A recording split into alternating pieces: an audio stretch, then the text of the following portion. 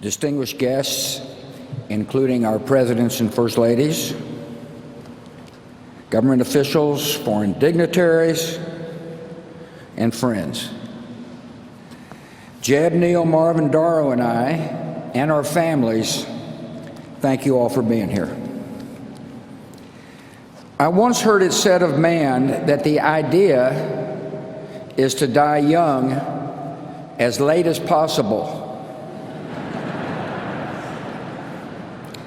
At age 85, a favorite pastime of George H.W. Bush was firing up his boat, the Fidelity, and opening up the 300 horsepower engines to fly, joyfully fly, across the Atlantic with the Secret Service boats straining to keep up. At age 90, George H.W. Bush parachuted out of an aircraft and landed on the grounds of St. Anne's by the Sea in Kennebunkport, Maine, the church where his mom was married and where he worshiped often. Mother liked to say he chose the location just in case the chute didn't open. In his 90s, he took great delight when his closest pal, James A. Baker, smuggled a bottle of Grey Goose vodka into his hospital room. Apparently it paired well with the steak Baker had delivered from Morton's.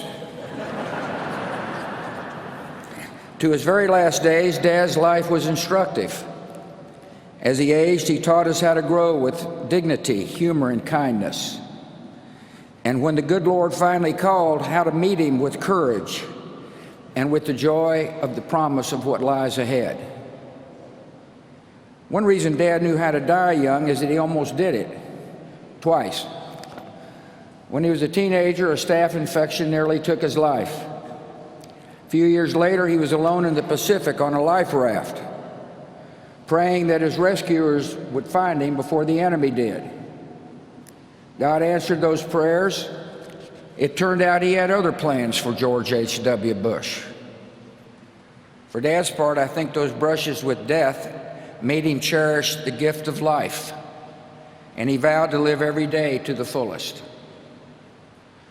Dad was always busy, a man in constant motion, but never too busy to share his love of life with those around him.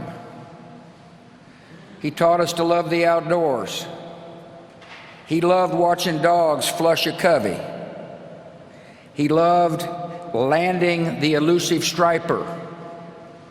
And once confined to a wheelchair, he seemed happiest sitting in his favorite perch on the back porch at Walker's Point, contemplating the majesty of the Atlantic.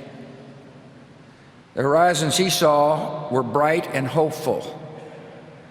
He was a genuinely optimistic man, and that optimism guided his children and made each of us believe that anything was possible. He continually broadened his horizons with daring decisions. He was a patriot. After high school, he put college on hold and became a Navy fighter pilot as World War II broke out. Like many of his generation, he never talked about his service until his time as a public figure forced his hand. We learned of the attack on Chichijima, the mission completed, the shoot down. We learned of the death of his crewmates, whom he thought about throughout his entire life. And we learned of the rescue. And then another audacious decision. He moved his young family from the comforts of the East Coast to Odessa, Texas. He and Mom adjusted to their arid surroundings quickly. He was a tolerant man. After all, he was kind and neighborly to the women with whom he, Mom, and I shared a bathroom in our small duplex. Even after he learned their profession, ladies of the night. Dad could relate to people from all walks of life. He was an empathetic man. He valued character over pedigree, and he was no cynic. He looked for the good in each person, and he usually found it. Dad taught us that public service is noble and necessary, that one can serve with integrity and hold true to the important values like faith and family. He strongly believed that it was important to give back to the community and country in which one lived. He recognized that serving others enriched the giver's soul.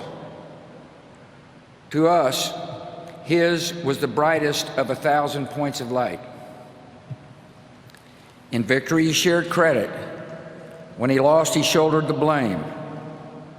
He accepted that failure is a part of living a full life, but taught us never to be defined by failure.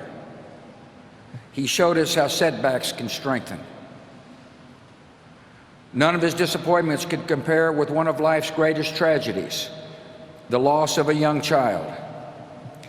Jeb and I were too young to remember the pain and agony he and Mom felt when our 3-year-old sister died. We only learned later that Dad, a man of quiet faith, prayed for her daily.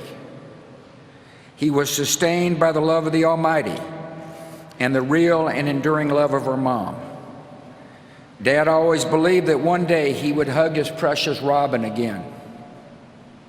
He loved to laugh, especially at himself. He could tease and needle, but never out of malice. He placed great value on a good joke. That's why he chose Simpson to speak.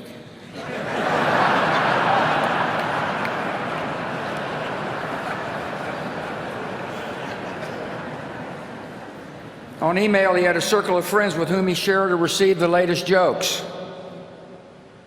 His grading system for the quality of the joke was classic George Bush.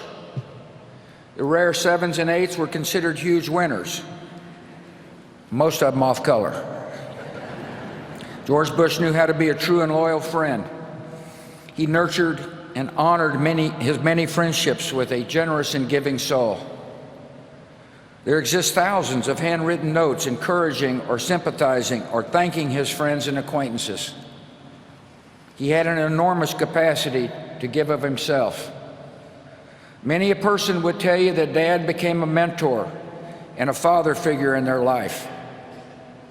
He listened and he consoled. He was their friend. I think of Don Rhodes, Taylor Blanton, Jim Nance, Arnold Schwarzenegger, and perhaps the unlikeliest of all, the man who defeated him, Bill Clinton. My siblings and I refer to the guys in this group as brothers from other mothers. He taught us that a day was not meant to be wasted. He played golf at a legendary pace. I always wondered why he insisted on speed golf.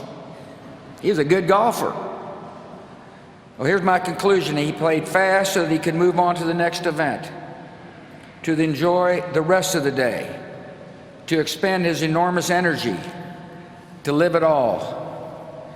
He was born with just 2 settings: full throttle, then sleep. He taught us what it means to be a wonderful father, grandfather, and great-grandfather. He was firm in his principles and supportive as we began to seek our own ways. He encouraged and comforted, but never steered. We tested his patience. I know I did.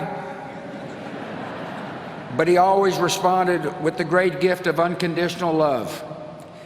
Last Friday, when I was told he had minutes to live, I called him. The guy answered the phone, said I think he can hear you, but he hadn't said anything for most of the day. I said, Dad, I love you and you've been a wonderful father. And the last words he would ever say on earth were, I love you too. To us, he was close to perfect, but not totally perfect. His short game was lousy.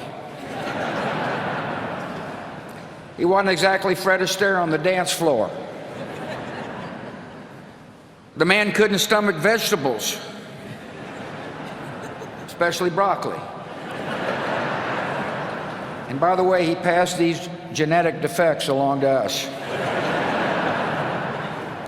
Finally, every day of his 73 years of marriage, Dad taught us all what it means to be a great husband. He married his sweetheart. He adored her.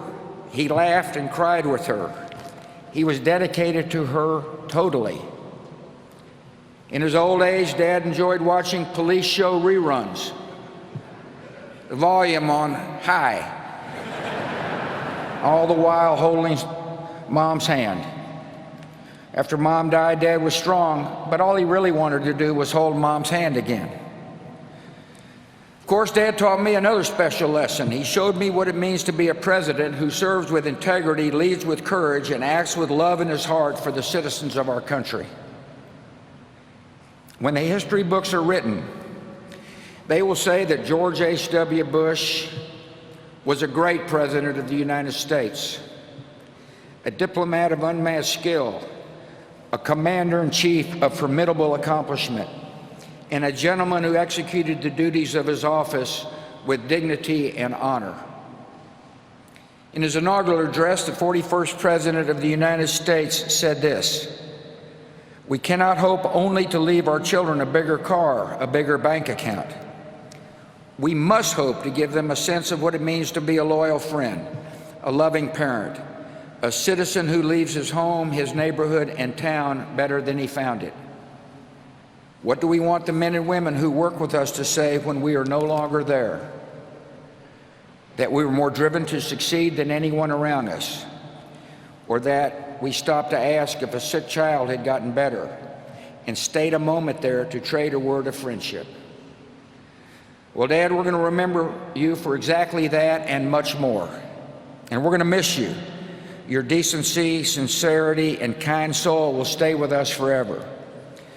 So through our tears, let us know the blessings of knowing and loving you, a great and noble man, the best father a son or daughter could have. And in our grief, let us smile knowing that Dad is hugging Robin and holding Mom's hand again.